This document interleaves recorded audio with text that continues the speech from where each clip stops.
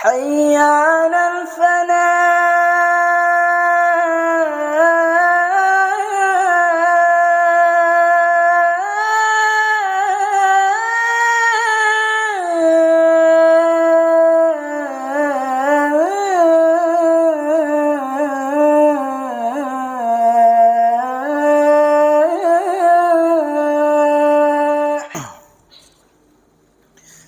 Bismillahirrahmanirrahim.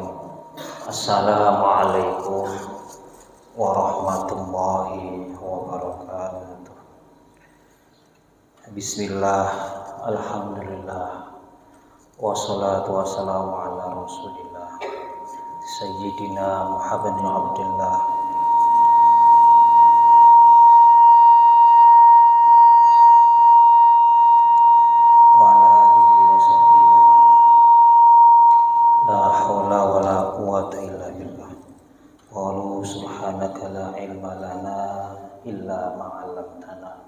innaka antal alimul hakim. Rabbi shrah li sadri wa yassir li amri wahlul 'uqdatam min lisani yafqahu qawli. Jamaah salat duhur rahimakumullah. Bersyukur kepada Allah dengan ucapan alhamdulillah karena pada siang hari ini kita masih diberikan kesempatan, diberikan nikmat, diberikan waktu yang panjang.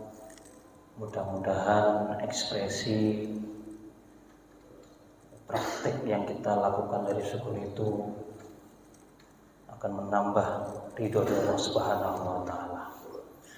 Selanjutnya salam tak lupa mari kita sampaikan kepada junjungan besar Muhammad sallallahu alaihi wasallam dengan senantiasa mengucapkan Allahumma shalli wa sallim ala sayyidina Muhammad wa ala ali sayyidina Muhammad. Jamaah rahimakumullah, pada siang hari ini kita kembali mengikuti ta'lim.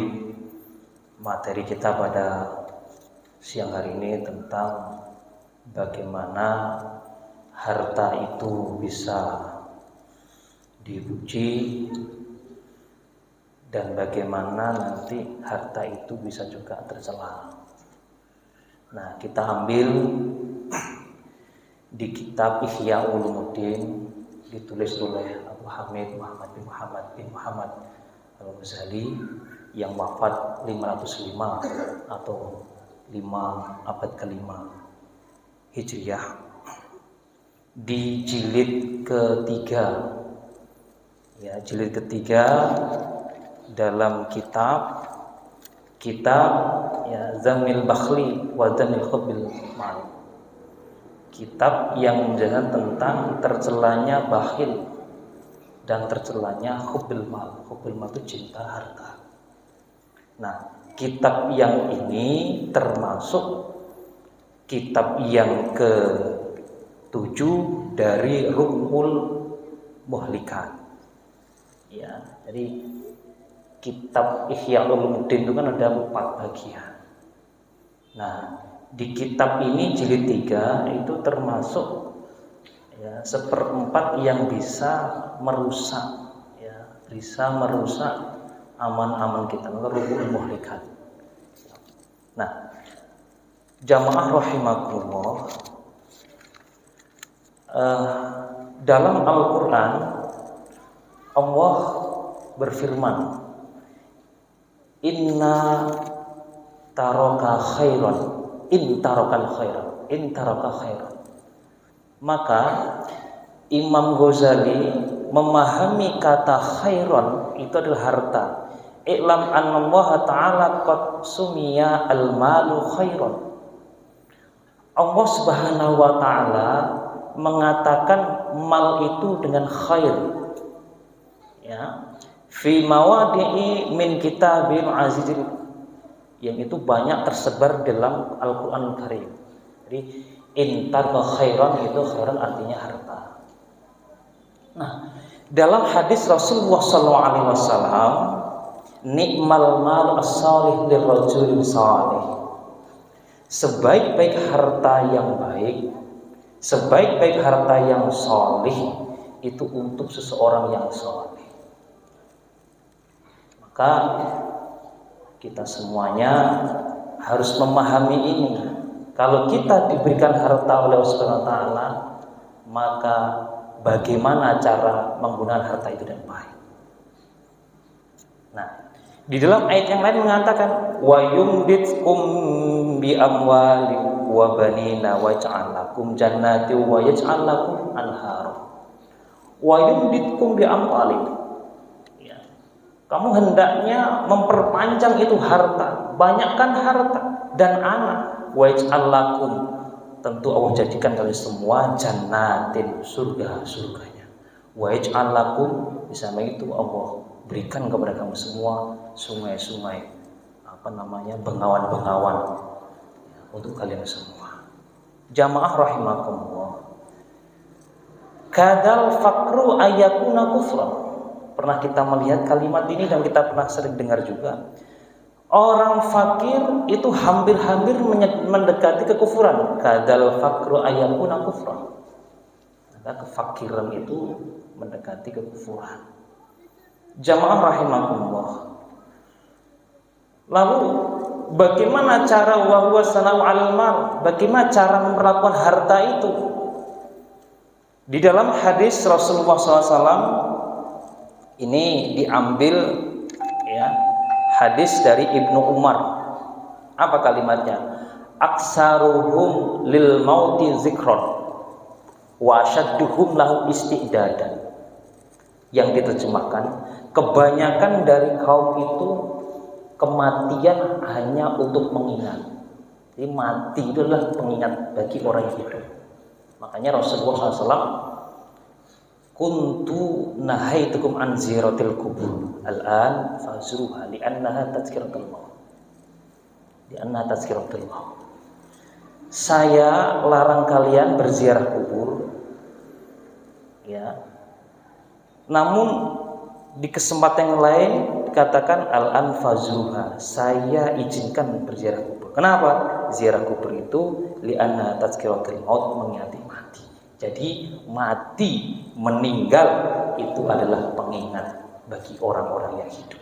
Wa asyadduhum lau istidadan, yang paling harus, yang seharusnya dikuatkan, yang semestinya kita lakukan apa? Istidadan. Bagaimana persiapan mati itu sendiri. Jamaah rahimakumullah. Maka dari itu wahadi sa'adah, kebahagiaan ini la tanu illa bisalasati wasailah. Jadi kebahagiaan ketika di dunia itu ada 3 yang harus kita lakukan. Maka kalau kita mau istidad, mau siap-siap, jadi kalau kita sekarang istidad semua harus ya, kita persiapkan diri, karena itu yang perlu dilakukan. Nah, agar apa kita bahagia ketika di dunia, maka ada 3 kebahagiaan itu yang nanti kita akan kerjakan. Kenapa? Tidak ada kebahagiaan lain kecuali dengan 3 perkara itu. Apa yang pertama? Wahiyya fadailin nafsiyah. Kita ketika di dunia harus bimbing diri kita. Kalau kita minta semoga Allah ngasih fadl waidah, semoga kita masih diberikan karunia oleh Allah Subhanahu wa taala. Seperti apa yang kita praktekkan? Kal ilmi, belajar ilmu. Maka kata Rasulullah, mana ya Jibril umatku yang paling afdal? Ayul afdal li umati, mana umatku yang paling afdal, kata Rasulullah. Apa itu? Qala Jibril al-ilmu, berilmu. Maka jamaah sekalian, kalau kita punya harta, kalau kita punya anak, kalau kita punya tinggalan, maka tinggalan harta itu kalau bisa untuk kebahagiaan di dunia apa kita? Untuk belajar. Uang buat MDTA, uang buat pendidikan, uang buat orang-orang yang senang belajar, beasiswa. Insya Allah itu akan bermanfaat buat kita semuanya.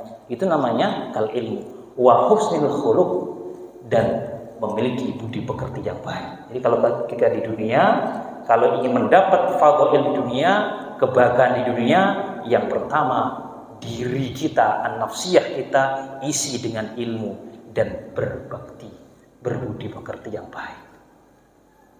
Yang nomor 2 dikatakan adalah wal fadailid badaniyah.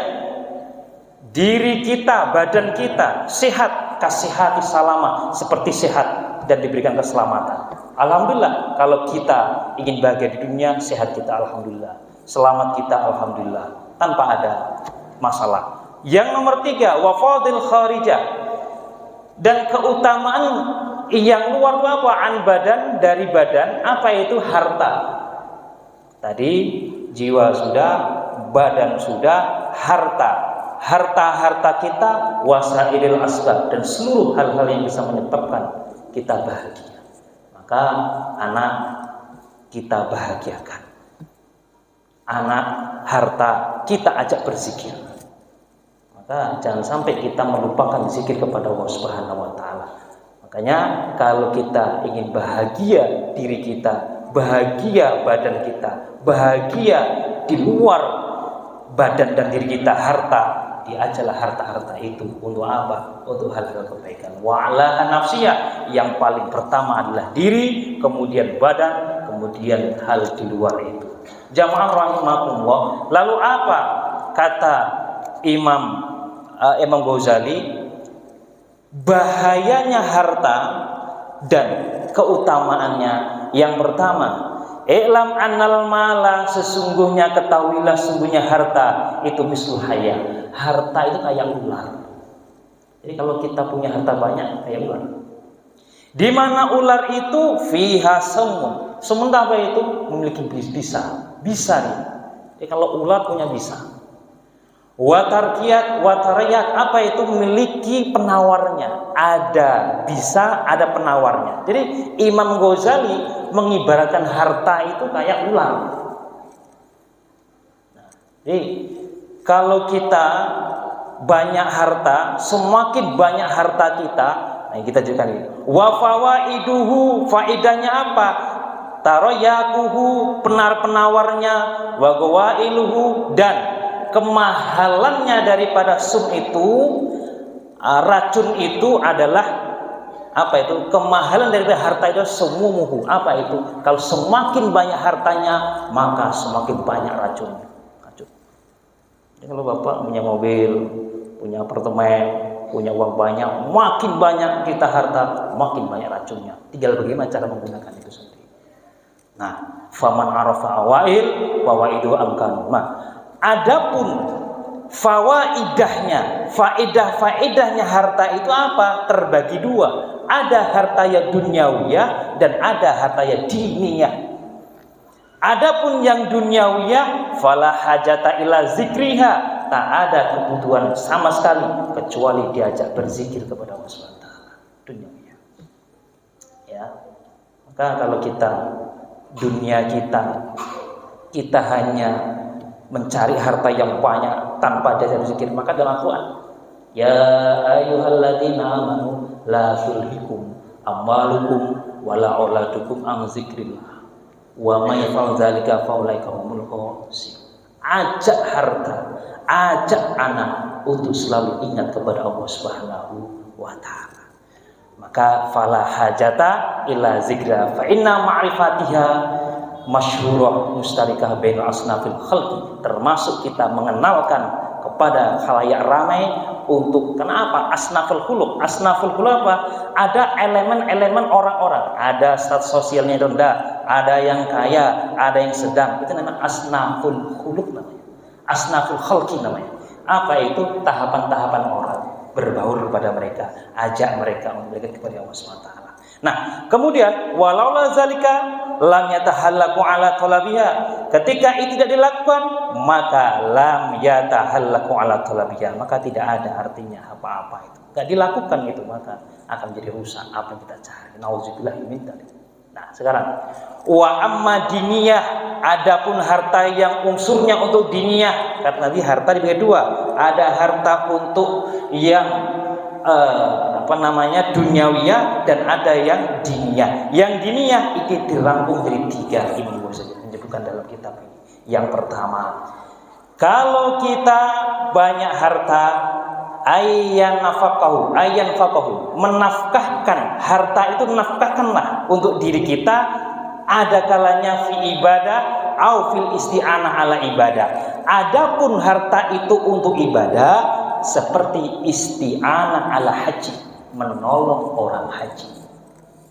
Jadi kalau kita isti'anah haji, kan kita kalau banyak punya harta, haji kita. Wal jihad kita.